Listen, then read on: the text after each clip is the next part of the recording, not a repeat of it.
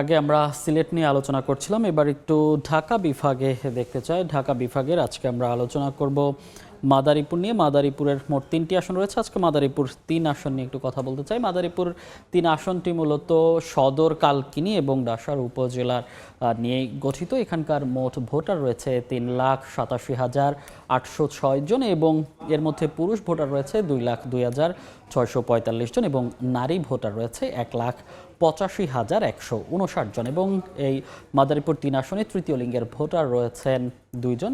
এই যে মাদারীপুর 3 আসন, এখানকার মোট ভোট কেন্দ্র রয়েছে 134টি এবং এটি জাতীয় সংসদে 220 নম্বর আসন। তো এখানকার আসলে যে প্রার্থীরা আসলে কারা প্রার্থী হিসেবে লড়ছেন সেটি যদি একটু দেখতে চাই। এখানকার বিএনপির প্রার্থী ধানুশীষ প্রতীকে লড়ছেন আনিসুর রহমান তালুকদার খোকন। এখানে স্বতন্ত্র প্রার্থী দাঁড়িয়েছিলেন বিএনপির বিদ্রোহী প্রার্থী, কিন্তু পরবর্তীতে যেই মনোনয়ন যেই যাচাই বাছাই, সেই যাচাই বাছাই তার অবৈধ বাতিল ঘোষণা করা হয়। অর্থাৎ মোট 6 জন এখানে প্রার্থী মনোনয়ন কিনেছিলেন, সেখান থেকে জমা দিয়েছিলেন 6 জন, তাদের থেকে 2 জনের বাতিল হওয়ার 4 জন প্রার্থী রয়েছেন। এর সাথে দাঁড়িপাল্লা অর্থাৎ জামাত ইসলামী রয়েছেন মোহাম্মদ রফিকুল ইসলাম, তিনি কালকিনি পৌরসভার আমিরের দায়িত্ব পালন করছেন এবং হাত পাখাও এখানে প্রার্থী দিয়েছেন এস এম আজিজুল হক। এছাড়াও সুপ্রিম পার্টিরও একজন প্রার্থী রয়েছেন এখানে। অর্থাৎ বলাই যাচ্ছে যে এখানকার যে প্রার্থীরা আছেন এখন পর্যন্ত হাত পাখা এবং দাঁড়িপাল্লা অর্থাৎ জামাত ইসলাম এবং ইসলামী আন্দোলনের যেহেতু জোটের আভাস পাচ্ছে, জোটের যেই প্রার্থী সেই প্রার্থী তালিকা চূড়ান্ত হওয়ার পরই কিন্তু আসলে বলা যাবে যে এখানকার নির্বাচনের যেই সমীকরণ সেটি কোন দিকে যাচ্ছে। যদিও বলা হচ্ছে যে বিদ্রোহী প্রার্থী যেহেতু বাতিল হয়েছে, সেক্ষেত্রে বিএনপি স্বস্তিতেই রয়েছে।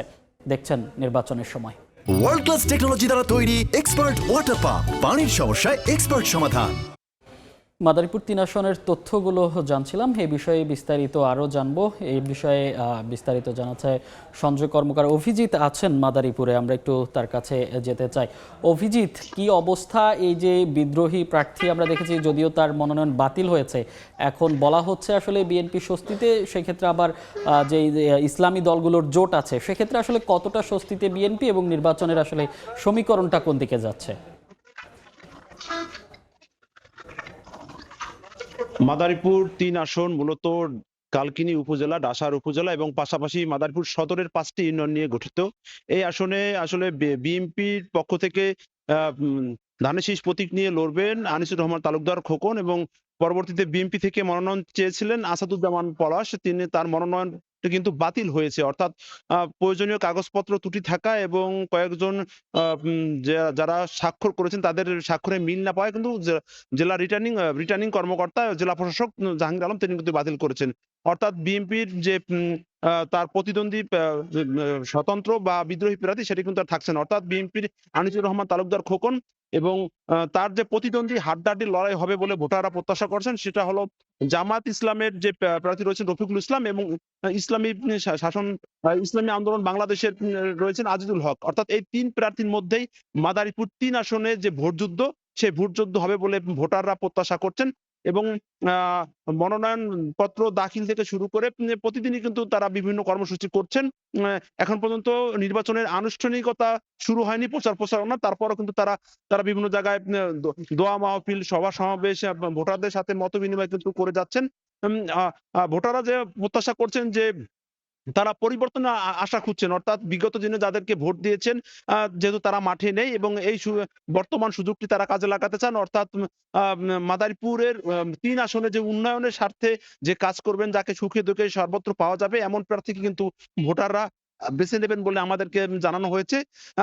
আমরা কথা বলেছিলাম জেলা রিটার্নিং কর্মকর্তার সাথে, তিনি বলেছেন যে এই নির্বাচন সুষ্ঠু এবং শান্তিপূর্ণ করতে তারা সব ধরনের প্রস্তুতি কিন্তু ইতিমধ্যে সম্পন্ন করেছেন এবং পর্যায়ক্রমে সেগুলো তাদের যে আইনি প্রয়োগ সেটি কিন্তু তারা করবেন। অর্থাৎ ভোটারদের ভোট কেন্দ্রে শান্তিপূর্ণে যাওয়া এবং ভোট দিয়ে ফিরে আসার যে প্রয়োজনীয় পদক্ষেপ সেটি কিন্তু তারা গ্রহণ করবেন। আর যে প্রার্থীরা রয়েছেন, আমাদের কাছে যে তথ্য রয়েছে, সবশেষ 4 জন প্রার্থী মাদারীপুরে প্রতিদ্বন্দ্বিতা 3 আসনে প্রতিদ্বন্দ্বিতা করবেন এবং এছাড়া 2 জনের মনোনয়ন কিন্তু বাতিল হয়েছে। জেলা রিটার্নিং কর্মকর্তা জেলা প্রশাসক জাহাঙ্গীর আলম তিনি কিন্তু মনোনয়নপত্র যাচাই বাছাইয়ের দিনে 2 জনের মনোনয়ন বাতিল করেছেন। অর্থাৎ এই ভোটযুদ্ধ কিন্তু 4 জন হবে মাদারীপুর 3 আসনে। তার মধ্যে আরেকজন রয়েছে বাংলাদেশ সুপ্রিম পার্টির আরেকজন প্রার্থী রয়েছেন নিতাই চক্রবর্তী। অর্থাৎ তিনি কিন্তু মাঠে না থাকলেও কিন্তু তিনি কিন্তু প্রার্থী হয়েছেন বলে আমরা দেখতে পেয়েছি। তো সবকিছু মিলে বলা যায় মাদারীপুর ৩ আসনে ধীরে ধীরে জমে উঠছে নির্বাচনী প্রচারণা এবং ভোটারদের মাঝে বাড়ছে উৎসাহ উদ্দীপনা। তো এই ছিল আমার কাছে মাদারীপুর ৩ আসনের সবশেষ। অভিজিৎ, আপনাকে অসংখ্য ধন্যবাদ। সহকর্মী অভিজিৎ মাদারীপুর ৩ আসনে নির্বাচনী হালচাল জানাচ্ছিলেন, সেখানকার ভোটারদের যে প্রত্যাশা